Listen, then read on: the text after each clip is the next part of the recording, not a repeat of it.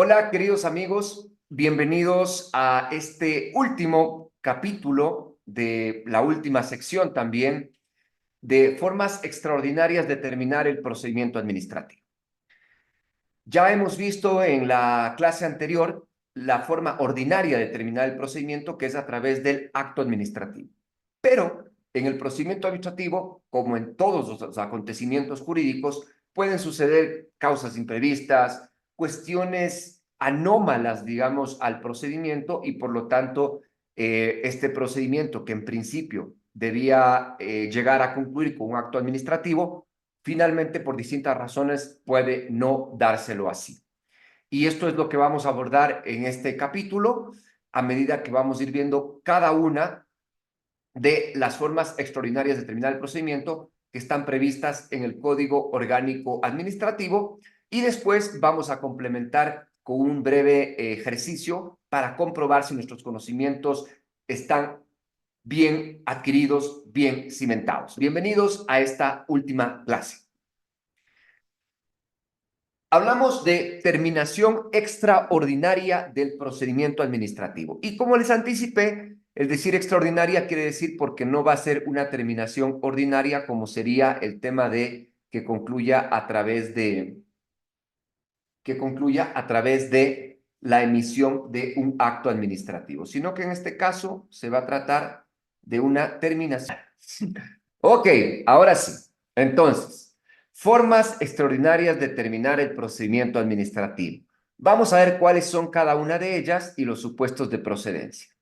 La primera, una figura muy comentada, pero tal vez no tan estudiada, o tal vez, digamos, que tiene algunas excepciones de algunos supuestos de procedencia específicos, y es nuestro famoso amigo el silencio administrativo positivo, que se regula de manera, digamos, específica del artículo 210 al artículo 207 del Código Orgánico Administrativo. En la ilustración de la página, ustedes pueden ver la contraportada de mi libro que se llama El silencio administrativo. Ahí recordarán ustedes que cuando salió este libro, muchas personas se ponían la contraportada aquí para completar la cara y se tomaban una foto, porque quisimos dejar algo, una idea de qué es esto, ¿no?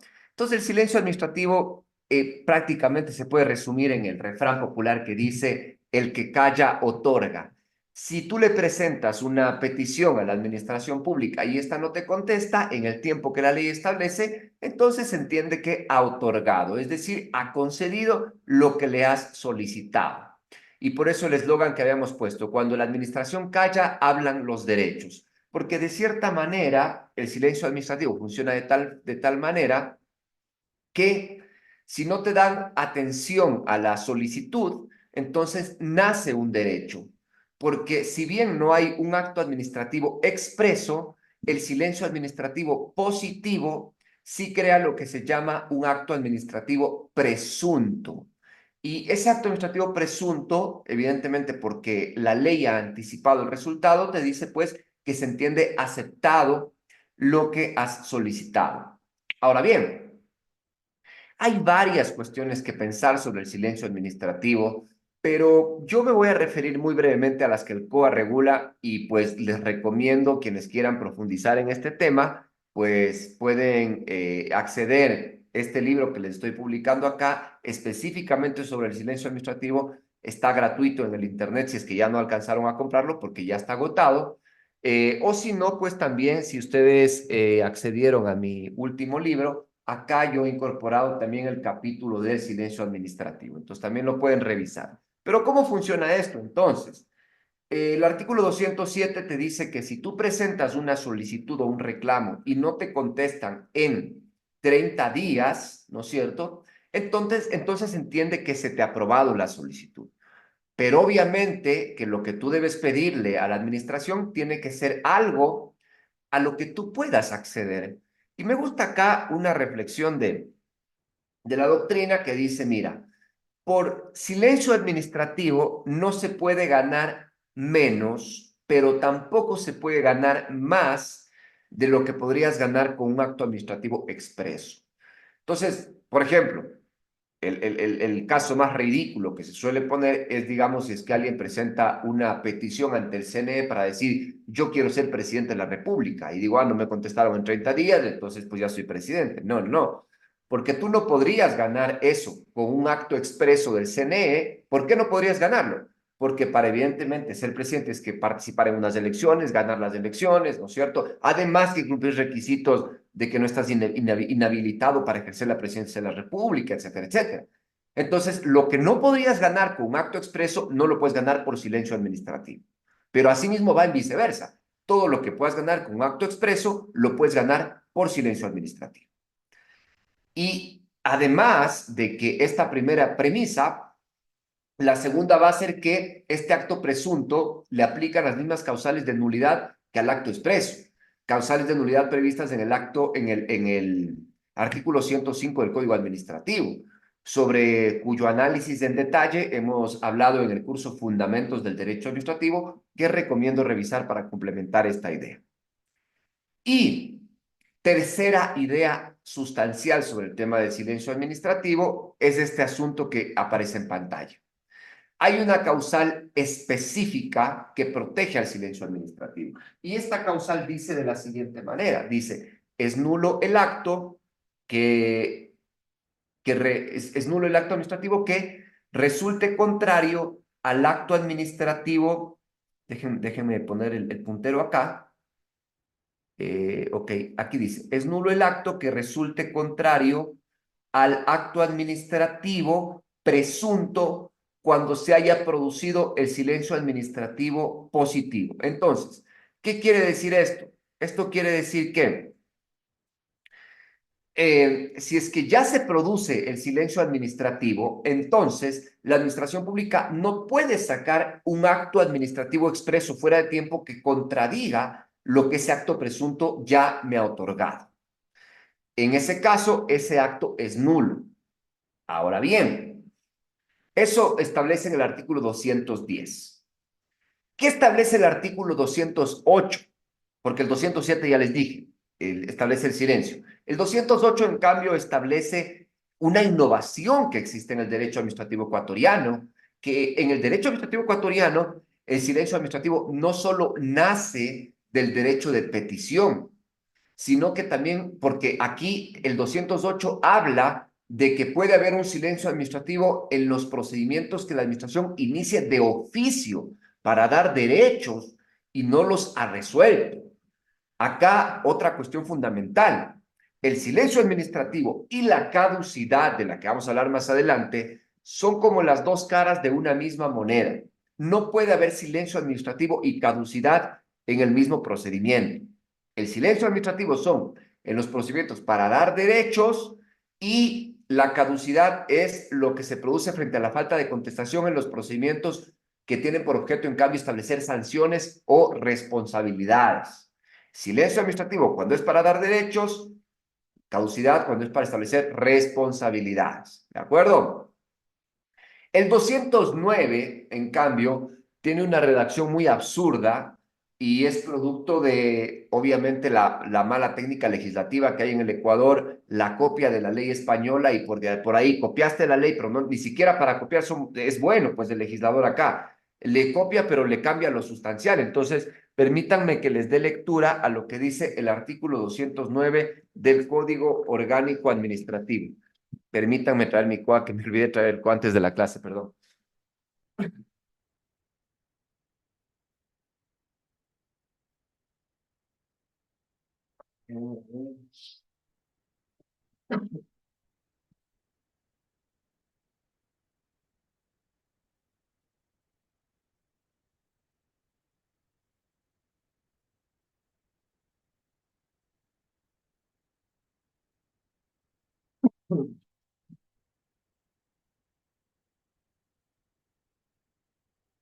Acá está.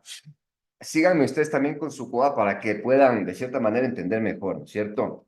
Entonces, miren lo absurdo que es. En esta clase, queridos amigos, vamos a ver algunas imprecisiones de la ley. Esto difícilmente está en libros de doctrina extranjera, porque lamentablemente son nuestros problemas criollos, nuestros problemas autóctonos, digámoslo así. Entonces, cuidado y saltan esta clase, ¿no? El artículo 209, pero vamos a ver el segundo, el primer inciso no es problemático y yo les expliqué en la clase anterior. El primer inciso habla de el silencio administrativo en lo que tiene que ver con las autorizaciones administrativas, licencias y permisos, ¿se acuerdan? Ya, ok, no hay problema. En el segundo inciso está el problema, en el segundo párrafo. El segundo párrafo, pongan atención y miren lo que dice. Qué absurdo.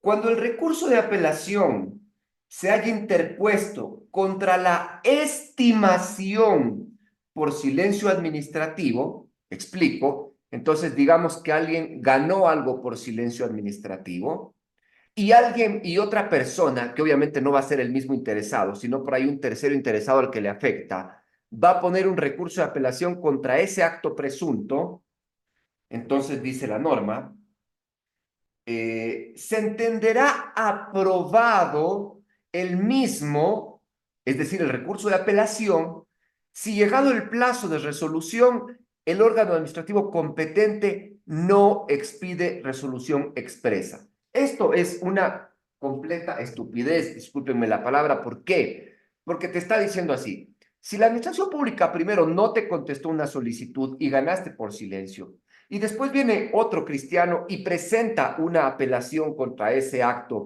y tampoco le contestan la apelación. Entonces, este de acá se acepta la apelación y te quita lo que ganaste en principio. Entonces, ¿qué es esto? Es un premio a la administración por su, no, por su doble negligencia. Ahora ustedes dirán, bueno, pero ya está en la ley. Pero es inaplicable, pues, este tema, o es un premio muy absurdo para la administración. Lo correcto es entenderlo, o así dice, digamos, en la ley original, en la ley de la cual se trajeron, que es la ley española, la 92 ya no tengo del 92, del año 92 de España. Entonces, ¿qué dice así? Escuchen otra vez, les voy a dar la lectura correcta. Cuando el recurso de apelación se haya interpuesto contra la desestimación por silencio, ahí sí tiene lógica, pues ¿por qué? Porque si es que hubiese un silencio administrativo negativo, que es lo mismo que el silencio administrativo positivo, pero en sentido contrario. Es lo mismo, pero todo lo contrario prácticamente. Es decir, es que llega el plazo y no te resuelven, pero en el silencio negativo, en vez de entenderse aceptada tu petición, se entiende negada tu petición. En el Ecuador, pues nosotros tenemos un régimen de silencio positivo general. Lo tienen igual en Perú, lo tienen en España y lo tienen en Francia desde el año 2013. En cambio, en Argentina, Colombia, por ejemplo, tienen un régimen de silencio negativo. Entonces, prácticamente que en Argentina vos presentas una solicitud y si no te contestan, se entiende que te han negado. Acá en Ecuador se entiende que te han aceptado. Pero obviamente, digamos, hay algunos casos de silencio administrativo negativo en algunos países y por eso es que esta norma que fue importada tiene lógica cuando se lee así, pues porque dices, contra la desestimación por silencio administrativo. Entonces, ¿qué quiere decir esto? Cuando hay un procedimiento que vos presentaste una petición y hay silencio negativo, entonces se entiende que te negaron, pusiste una apelación sobre eso, ahí sí vos mismo, porque a vos te negaron, y tampoco te contestaron la apelación, entonces ahí se entiende que ha aceptado tus recursos. ¿Me entienden? Eso tiene lógica, pues. Es decir, si hay silencio negativo en primera instancia, apelas y no te contestan en segunda, entonces la doble negligencia de la administración es un castigo para ella y un premio para el particular. Entonces acá significa que, claro, le doy la vuelta al silencio negativo en la apelación si es que no me contestan. Eso tiene lógica, pues. ¿Sí o no?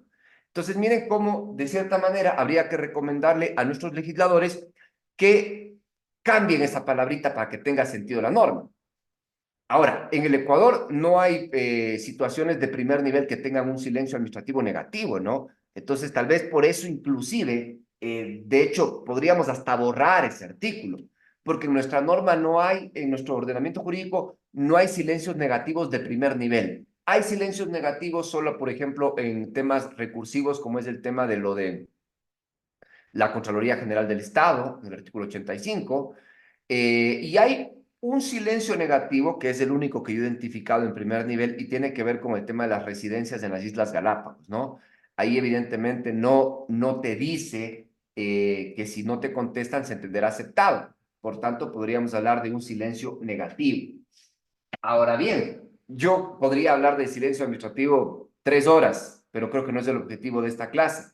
Quería nada más dar estas pequeñas pinceladas y que ustedes están interesados, pues se involucren un poco más ya con la lectura, digamos, de este libro que está acá disponible gratuitamente en el Internet y aborda todas las cuestiones, incluso sobre la ejecución judicial del silencio administrativo, o si no, pues también lo pueden revisar, como he dicho, en el capítulo de acá de mi último libro. Concluyo esta parte del silencio administrativo explicando de manera un poco más profunda lo que quiere decir la causal de nulidad, que ya y quiero hacer una distinción nada más para concluir. Y la pregunta es, ¿por qué razón solo habla la causal de nulidad del silencio positivo y no del silencio negativo?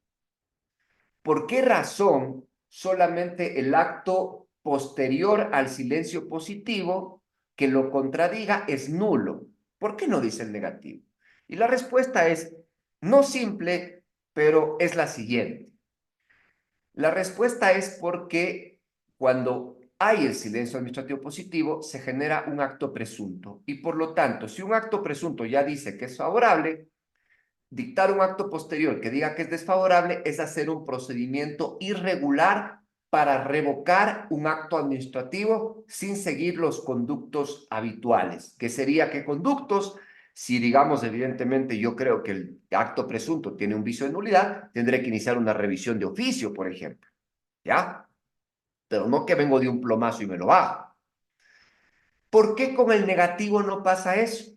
Porque el silencio negativo no produce un acto presunto, produce un efecto procesal únicamente. El silencio negativo lo que hace es habilitar la instancia contencioso administrativo, porque tú no puedes ir al contencioso administrativo presentando una solicitud y que no te la respondan. Necesitas un acto administrativo para ir al contencioso.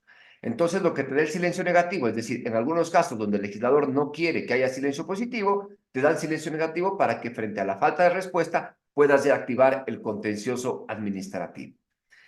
Pero como solo es un efecto procesal y como está prevista la causal de nulidad en nuestro caso, sí se puede, después del silencio negativo, dictar una respuesta en cualquier sentido.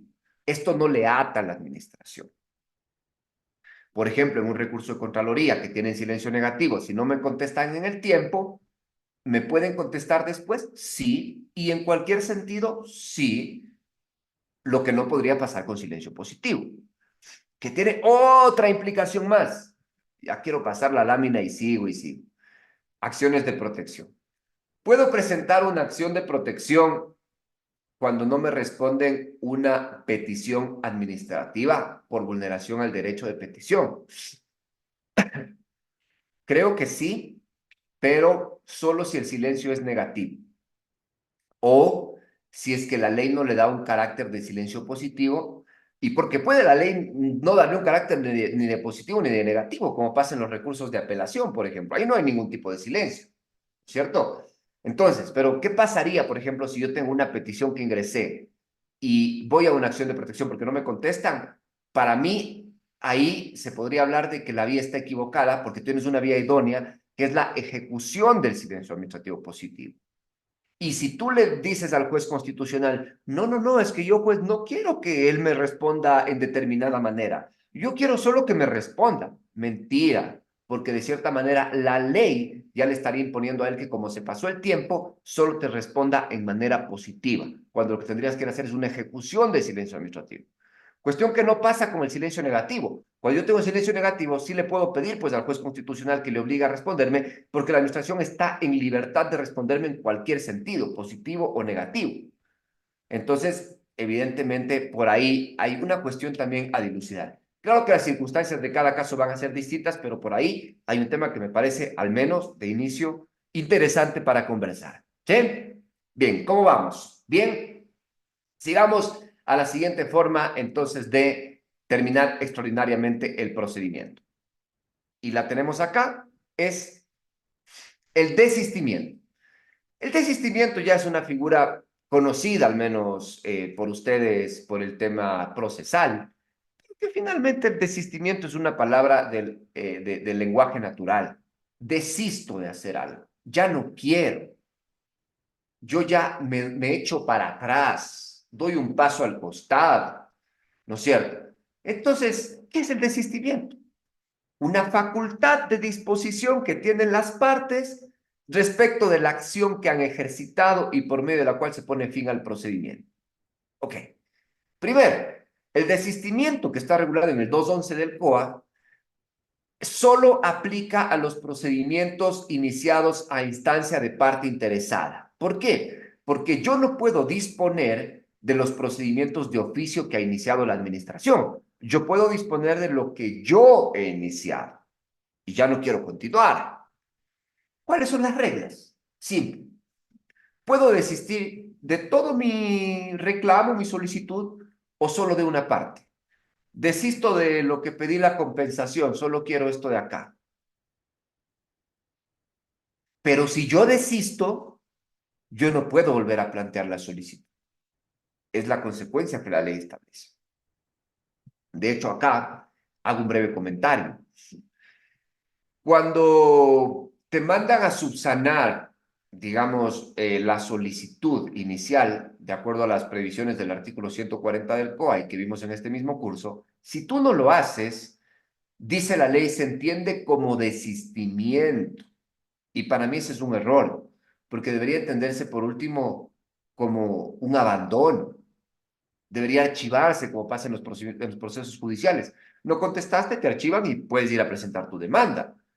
Pero en cambio, en este caso, ¿no es cierto? En el caso del desistimiento, ya no puedes, ni aquí ni en lo judicial.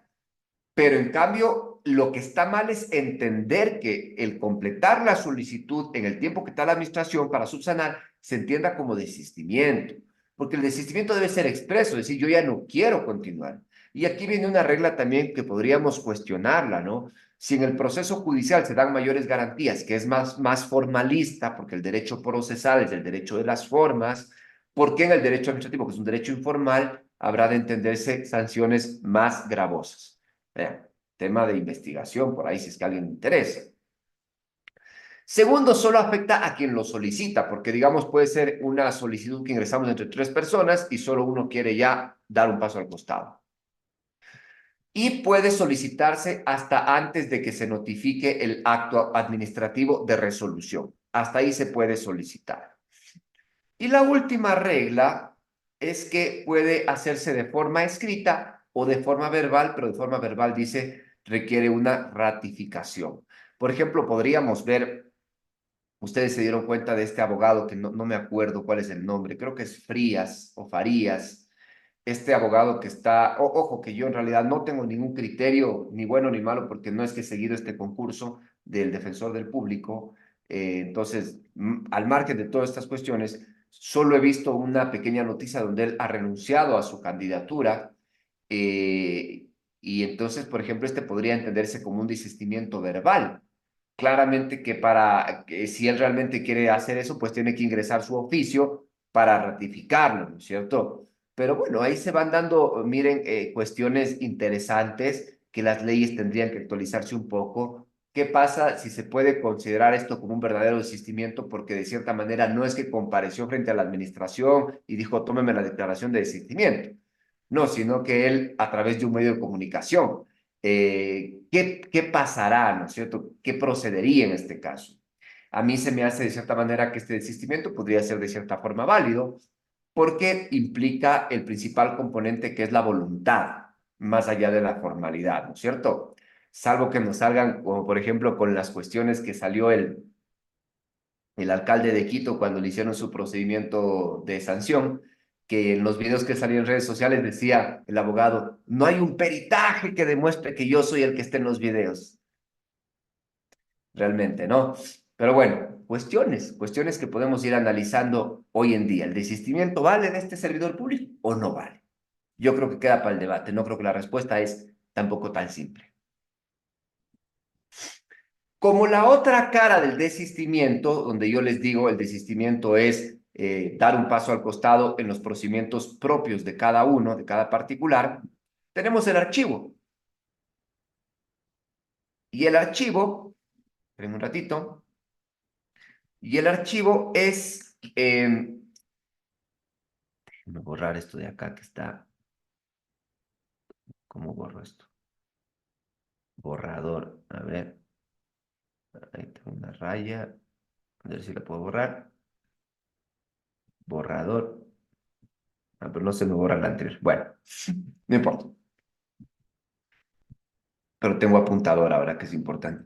Bien, el archivo. También no van a encontrar un numeral específico que hable del archivo, pero en el último inciso del 211 del Código Orgánico Administrativo, donde hablaba del desistimiento, en el último inciso, en cambio, miren cómo ya habíamos dicho el desistimiento es para los procedimientos iniciados a instancia de parte. En el último inciso dice, en cambio, en los procedimientos iniciados de oficio, la administración podrá obtener el archivo en los supuestos y con los requisitos previstos en la ley. Como está en el mismo artículo, entonces diríamos, bueno, si es que el desistimiento es la voluntad del particular de no continuar con un procedimiento que solo le implica a él, diríamos, el archivo, en cambio, es que la voluntad de la administración de no continuar con un procedimiento que ella inició de oficio. ¿Y cuándo la administración pública puede tener esa voluntad? Aquí mucho cuidado. Porque claro, el particular puede decir, bueno, yo no tengo la voluntad por último porque no me da la gana. Y si es que evidentemente él puede disponer de ese derecho, pues estará bien. Acá en el desistimiento tendríamos que aplicar las mismas reglas, digamos, de que, no, de que sea algo disponible, ¿no es cierto? De que sea algo disponible.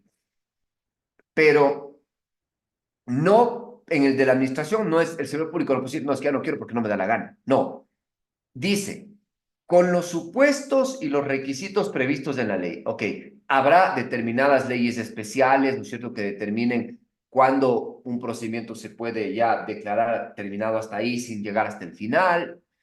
En todo caso, lo que quiero decir es que la voluntad del archivo tiene que ser una voluntad normativa. Por ejemplo, veamos el ejemplo del 257 del COA, que dice, si no existen los elementos suficientes en la etapa del dictamen del sancionador para seguir con el trámite del procedimiento sancionador, el órgano instructor podrá determinar en su dictamen la inexistencia de responsabilidad. Determinará la inexistencia y probablemente se puede proceder al archivo. No hay los elementos suficientes para continuar. Le queríamos sancionar a este señor por esto. Resulta que no hemos tenido la prueba. Se archiva el procedimiento. ¿De acuerdo? Otro supuesto, cuando, por ejemplo, digamos, puede ser en el tema de las coactivas, ¿cierto? Archivo el procedimiento porque acumulé en los otros, entonces ya inicio en los otros y archivo el otro. Distintos supuestos que pueden existir, pero lo que quiero que evidencien es que aquí es una voluntad normativa de la administración, donde ya no hay mérito para continuar con el procedimiento. ¿Se podría continuar materialmente? Sí, pero en cambio ya no tiene sentido, vamos a perder tiempo, lo que lo va a diferenciar de otras formas de terminar, como es el tema de la causa, de la mal llamada causa imprevista, que es otra de las causales. Pero antes de eso, vamos al tema del abandono. El abandono, en cambio, a diferencia del desistimiento, bueno, a similitud del desistimiento, procede también solo en los procedimientos que son iniciados a instancia de parte, no en los de oficio. El abandono es una forma de terminar el procedimiento por desinterés, digamos, del particular. En el desistimiento es expreso, digo, ya no quiero. Acá, en cambio, no dije nada, solo ya, dejé ahí, dejé de hacer el procedimiento. Ahora, lo que hay que entender del abandono es que leamos el artículo 212 y vamos haciendo precisiones. Dice, terminación del procedimiento por abandono, ordenando el archivo de las actuaciones. Acá ustedes podrían decir, bueno, otra vez me dice archivo. Es que archivo es una palabra general también, ¿no? Entonces, pero finalmente podrías decir, claro, en la anterior, atándolo con la anterior, dices, ok, pero esto es para los de oficio y este es para los de instancia de parte. Pero bueno, finalmente cuando la persona abandona el procedimiento, lo que la administración pública le tocará decir es, bueno, se archiva por abandono, así para entenderlo. Entonces, hacer archivo de las actuaciones en los procedimientos iniciados por solicitud de la persona interesada, y miren lo que dice, cuando éste deje de impulsarlo por 2 meses. Entonces, primer tema, primera cuestión que me planteo acá. A ver, aunque sea un procedimiento iniciado a solicitud de la persona interesada, la administración pública siempre tiene el impulso oficial del procedimiento. No solo en los procedimientos de oficio la administración pública tiene que impulsar oficiosamente el procedimiento, sino en todos. Entonces, si la administración pública tiene que impulsar oficiosamente el procedimiento, ¿por qué va a hacer eso? Pues que me pueden archivar el procedimiento por abandono. Evidentemente, esto solo sucede en las cargas propias del particular, que normalmente tendrán que ver, digamos, con el tema de la prueba que le corresponde a él, o cuando la administración pública le disponga una diligencia. Presente actualizado este plano arquitectónico. No presente. No se puede hacer más, pues ya. Estamos atados de manos. Se archiva. Pero solo en eso. De ahí en todo lo demás. En todo lo demás, la administración pública es la que tiene que dar curso. Pido este informe, hago esto. A ver. No es como el proceso judicial, pues que el proceso judicial se mueve por el principio dispositivo y que uno tiene, y que de hecho una parte está esperando a ver cuándo no me presente el escrito en el tiempo que dice la ley. Creo que son 6 meses. Entonces dice, si no me presenta el escrito, entonces yo ahí cojo y le pido al juez que le declare el abandono porque el otro no se interesó. Acá no, pues, acá no pasa eso, ¿no es cierto? Entonces, mucho cuidado que esta figura de abandono será muy, muy excepcional y como digo, cuando hayan cargas que se le hayan impuesto al particular, cargas procedimentales, y él haya dejado de cumplirlas por el tiempo que establece la ley. Eh, Después dice impulsarlo por 2 meses. El artículo 138 me dice que yo puedo impulsar el procedimiento también por medios electrónicos. Pero como digo, no es un impulso de decir, vea, dará despachando, vea, verá. No, no, eso tiene que hacer el servidor público. Es un impulso de decir, bueno, yo puedo presentar, digamos, lo que me pidieron hasta por correo electrónico. ¿Ya? Acá en este tema de los 2 meses, sí tengo que decir que el ERJAFE era un poco más bueno en su redacción, porque el ERJAFE te decía en el 159 que la administración pública le advertirá y le dirá, oiga, verá que le pedí el plano arquitectónico, no me ha presentado. Si a partir de esta notificación en 2 meses usted no cumple esto, se produce, miren lo que dice el ERJAFE, la caducidad. Y es que es eso, es que el abandono no es un desistimiento, es una caducidad. En otras legislaciones, ustedes se van en legislaciones más decentes que la ecuatoriana, porque aquí, como digo, vinieron, realmente no tengo idea de quién vino con esto y decir, digámosle abandono como es en el proceso judicial. No, en otras legislaciones se encuentran caducidad del procedimiento en los procedimientos de oficio y caducidad en los procedimientos a petición de parte. ¿Qué pasa con el abandono o la caducidad? ¿Se puede volver a presentar la solicitud? Sí se puede volver a presentar, ¿cierto? Entonces, esta es una caducidad, no un desistimiento. Y acá les quiero hacer una precisión importante para que no perdamos el hilo. Me voy a pasar un poquito hasta acá, hasta aquí. Y después regreso sobre esta lámina. Entonces, hablemos ahora propiamente de la caducidad, propiamente dicha en el derecho ecuatoriano, que miren cómo está regulado.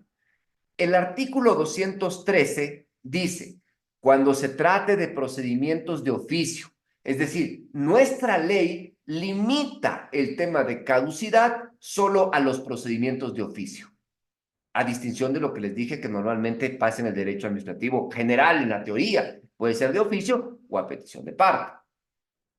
Pero bien, hay 3 tipos de caducidad. La extinción de los derechos de un acto administrativo, por ejemplo, te dicen, ok, usted tiene, digamos, derecho de explotar esta cantera por 1 año, se acaba el año y se te va el derecho. Segundo, la pérdida de la potestad pública para resolver el procedimiento, que es de la que vamos a hablar en este caso, porque estamos hablando de resolución del procedimiento. Y tercero, la pérdida del derecho a impugnar los actos administrativos frente al contencioso administrativo, que es caducidad y no es prescripción. No lo voy a explicar ahorita las razones porque es muy amplio, pero pueden ir a leer un blog que tengo en el internet que se llama Caducidad de Prescripción, en un blog de Lexis que escribí y les puede ayudar mucho. Yo me voy a referir ahorita a la segunda caducidad, ¿no es cierto? Entonces, en esta segunda caducidad, ¿qué dice el artículo 213? Dice, cuando se trate de procedimientos iniciados de oficio, se entienden caducados y se procederá al archivo de las actuaciones a solicitud de la persona interesada o de oficio en 2 meses máximos, en 2 meses contados a partir de la expiración del plazo máximo para dictar el acto administrativo de conformidad con este código. Entonces, lo que te dice esta norma es decir, si es un procedimiento de oficio y transcurren 2 meses más desde que se me venció el plazo para resolver, ha caducado la potestad. Y atando con el 208, te dice en qué procedimientos es que se produce la caducidad. Y dice, en los procedimientos de que la administración pública ejercite potestades sancionadoras o en general de intervención susceptibles de producir efectos desfavorables o de gravamen, se produce la caducidad. Entonces, y nuevamente, en este caso, la resolución que declare la caducidad ordenará el archivo de las actuaciones. El archivo, tema general. Acá entonces ato con lo que dije antes, de que normalmente sí puede haber caducidad, digamos, en los procedimientos iniciados de oficio que hayan sido para dar derechos, no se concluyó, caducó. Pero en el Ecuador no. En el Ecuador el primer inciso del 208 dice que si es un procedimiento para dar derechos y la administración pública no se resuelve, se produce el silencio administrativo positivo. Avance en materia de derechos. Ok. Entonces, pero se habla de caducidad cuando es procedimiento de oficio y este de oficio es a la vez de gravamen, de sanción o de responsabilidad. Ahora bien, con ese entendido y con la terminología ecuatoriana de que cuando el particular es el que no impulsa el procedimiento que tiene cargas a su disposición y no las ejecuta, se produce el abandono, pero en cambio cuando la administración es la que no cumple esas cargas en sus procedimientos de oficio, se produce la caducidad. Con esta terminología ecuatoriana que les digo media confusa, vemos la redacción del artículo 214. Y el artículo 214 dice, contra la resolución que declare la caducidad, proceden los recursos pertinentes. Entonces ahí nos preguntamos, primero, a ver, primera pregunta que me surge. Si dije que la caducidad se produce solo en los procedimientos que son de oficio y para sancionar, entonces en un procedimiento administrativo sancionador, me declaran la caducidad, ¿quién va a presentar un recurso? No, no, no, no, no. Apelación porque me declaró mal la caducidad, no había que... Absurdo. Si el único interesado en el procedimiento sancionador es el propio inculpado, ¿cómo él va a presentar una caducidad, una apelación frente a una caducidad?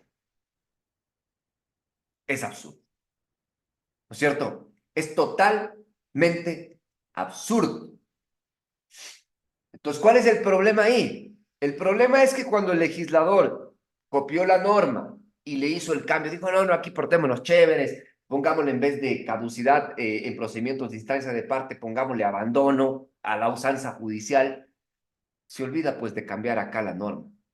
Tendría más sentido si dijera, contra la resolución que declare el abandono, producen los recursos pertinentes, proceden los recursos pertinentes. Ya estoy como, ya estoy como esto que dice, como que cambian las palabras, ¿no?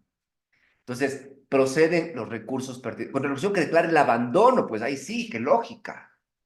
¿Y por qué la norma dice así en otros países? Porque si ustedes, por ejemplo, si digamos, el ERJAFE tiene un corte español más conservador o más sin haberle cambiado tanto que el COA, donde le vinieron a mutilar un poco. Entonces, miren, por ejemplo, si el 159 del ERJAFE estaría vigente y dijera, la administración le advertirá que transcurridos 2 meses se producirá la caducidad y después leemos esto de acá y contra la resolución que declare la caducidad proceden los recursos pertinentes, tiene lógica, pues. Pero como han cambiado por abandono en el 212, pues hagan el cambio en el 214 para que tenga sentido también, pues. ¿Sí o no?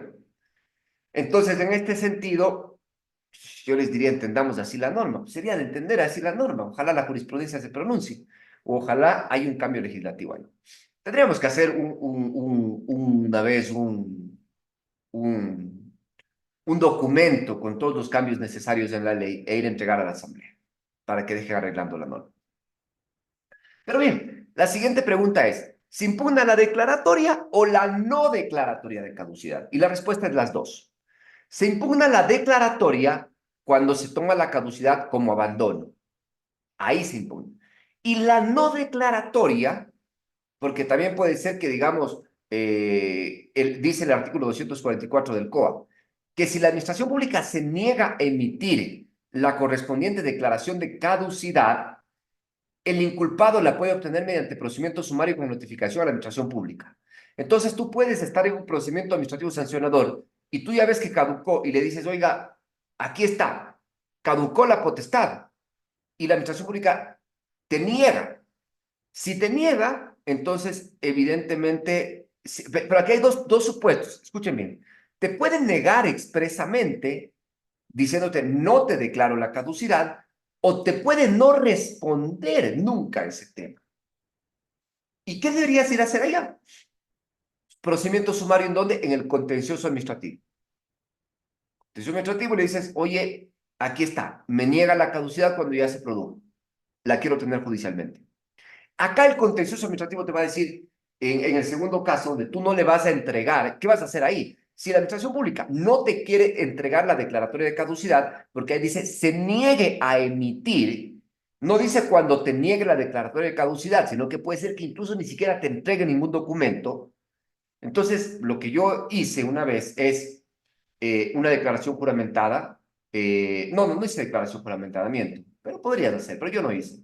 Yo solo dije, mira, presenté y en 30 días, que normalmente se resuelven los pedidos, los pedidos, no me han respondido. Por lo tanto, pues voy al tribunal para que usted, tribunal, me entregue esa certificación de caducidad de que no me quiere entregar la administración pública.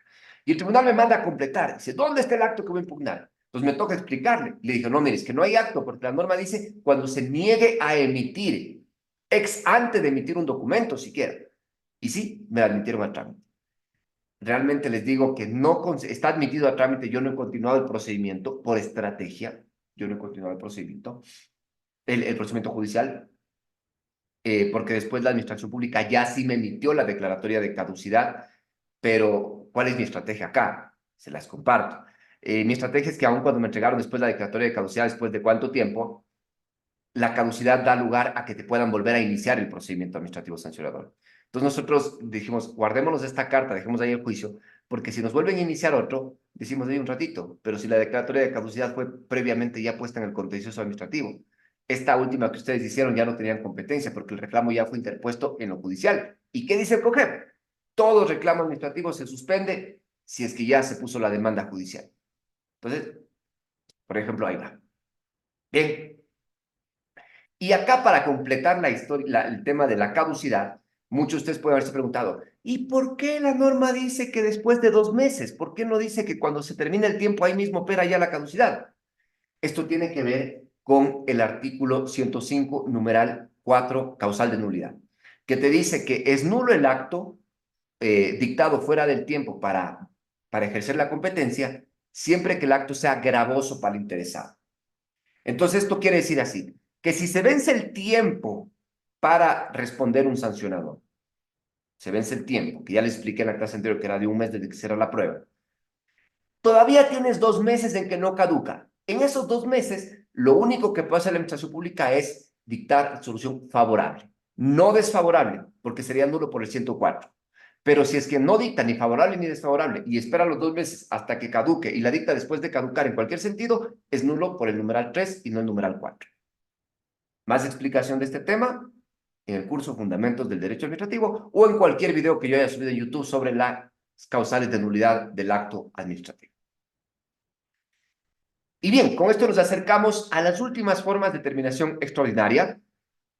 Que bien, veo que estamos ahí, la gente no se ha bajado, parece que está interesante la clase, ¿no? Cuéntenme un poco en el chat porque yo como no lo estoy viendo, cuéntenme ahí, a ver, está interesante en el chat, ok,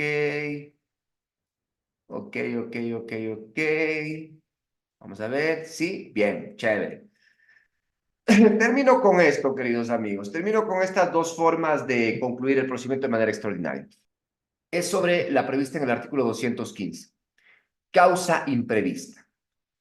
La causa imprevista dice la imposibilidad material de continuar con el procedimiento por causa imprevista produce su terminación. Aquí quiero ser específico en algunas cuestiones. Primero, dice, la norma equivocadamente utiliza el tema imprevisto, cuando en realidad es una imposibilidad de fuerza mayor, que no es lo mismo.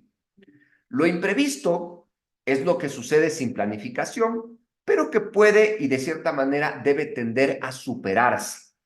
Esto en materia de contrato administrativo, de contratación pública, se entiende.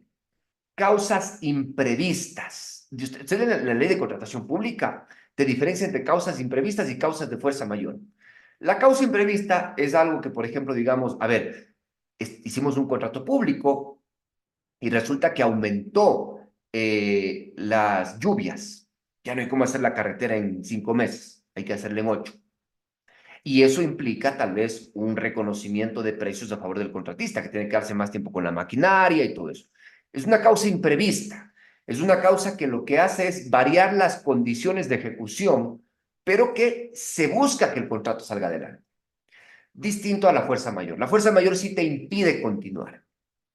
Y la fuerza mayor acá dice, y miren lo que dice acá, es la imposibilidad material. Cuando dice material, quiere decir fáctica, física, hechos, de continuar con el procedimiento por causa imprevista. Entonces, es más bien un tema de fuerza mayor. Aunque podríamos decir que la fuerza mayor incluye la imprevisión, pero no necesariamente la imprevisión incluye la fuerza mayor. Digo esto. ¿Qué es la fuerza mayor? Una causa imprevista, externa y que no tiene solución. Pero en cambio, la causa imprevista es solo uno de esos elementos, que sí se puede superar. Entonces, ¿cuáles serían ejemplos de causa material de imposibilidad de continuar el procedimiento? Por ejemplo, digamos que alguien se muere, el interesado. Alguien se está queriendo acreditar como un perito en la judicatura y se muere. ¿Ya cómo continúas el procedimiento? Ya no puedes, ya se murió. ¿De acuerdo? O estoy iniciando un trámite de derrocamiento de una construcción y esa construcción hubo un terremoto y se destruyó solita. ¿Ya para qué? García de Enterría ponen dentro de esta causa también la pérdida de competencia. La pérdida de competencia, pero yo de cierta manera creo que tal vez eso podría entrar más bien en el tema de caducidad del procedimiento. Pérdida de competencia en razón del tiempo. Sobre todo porque la norma dice por causa material y no causa jurídica. Y una última reflexión que quiero hacer acá es que según el artículo 149 del Código Administrativo y que nosotros vimos cuando hablamos en este curso sobre el interesado, recuerden que los intereses legítimos y los derechos subjetivos frente a la administración son heredables, son transmisibles. Por lo tanto, digamos, no habría causa material si es que, por ejemplo, digamos, voy a hacer un cobro, digamos, de la administración y se muere el titular, pero evidentemente los herederos le pueden reemplazar. Lo que no podría pasar en el tema de la acreditación del perito, porque esa sí es, digamos, propia, es intuito personae, ¿cierto? Entonces, a tenerlo en cuenta. Pero ven que no es nada complicado, ¿no? No es nada complicado. Y ahora, queridos amigos, sí retomo la última, que es la terminación convencional del procedimiento. El artículo 216 dice, se puede terminar un procedimiento mediante convenio entre la administración pública y la persona interesada, siempre y cuando no sea contrario a la ley y verse sobre materias susceptibles de transacción. A ver, aquí hay un tema. Denterría dice que realmente estas normas generales del Código Administrativo y obviamente el comentando la ley española, pero con la misma redacción, no se podrían aplicar si no hay una regulación específica en cada materia. Y él dice por qué. A ver, primero dice, porque si debe ser materias que sean susceptibles de transacción, la competencia no se puede renunciar. Entonces debe haber en la ley especial una forma específica que me diga cómo actuar, porque no puede ser la voluntad del servidor público que diga, acuerdo contigo que ya no voy a continuar el ejercicio de esta competencia. Entonces él dice que debe estar regulado en leyes especiales. Y tenemos casos, por ejemplo, digamos, tenemos en materia de contratación pública, tenemos lo que es el acta de mutuo acuerdo, que es una terminación convencional de procedimiento. Tenemos en materia expropiatoria, digamos, el justo precio. Te dice la ley, te dice, mira, no necesitas ir a demandar el precio si es que puedes llegar a un acuerdo con la persona. Tenemos las facilidades de pagos en la coactiva y tenemos hoy en día la mediación tributaria que últimamente se legisló. Estos acuerdos, como no pueden ser contrarios a la ley, son susceptibles del control de legalidad. El control de legalidad por parte de los jueces contenciosos administrativos, pero también por parte de la Contraloría General del Estado. Mucho ojo. No es una excepción admisible frente al control de la Contraloría que se le diga, no, no, no, es que ya este contrato, nosotros firmamos un acta de mutuo acuerdo o de mediación inclusive. Sería absurdo. La Contraloría tiene el poder para decirte, oye, esto que firmaste no está mal. Si no, bajo esa lógica, limitas el control de legalidad que se puede hacer sobre estos temas. ¿No es cierto? Entonces, ese es un poco el tema de la terminación convencional y las inconveniencias para su ejercicio. En el tema del procedimiento sancionador, también la doctrina se mantiene un poco reacia, dice, no, pues ¿cómo puede ser posible?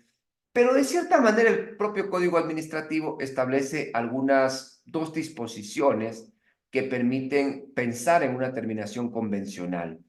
Eh, que, ojo, no tienen por objetivo el tema de hacer que la administración renuncie a su competencia de sancionar, pero sí tal vez presentar condiciones más favorables. La primera es cuando te dice que en el 253 que la persona puede comparecer al procedimiento sancionador corrigiendo su conducta antes de la resolución y demostrándolo y puede acceder a las reducciones y exenciones que establece el ordenamiento jurídico, ¿no es cierto? Esa puede ser una, pero también hay otra forma donde te dice que tú puedes comparecer y no corregir la conducta, sino reconocer tu responsabilidad. En el primer caso, obviamente, es decir, a ver, mire, oiga, vea, la casa que está sin el permiso, ya saqué el permiso, aquí está.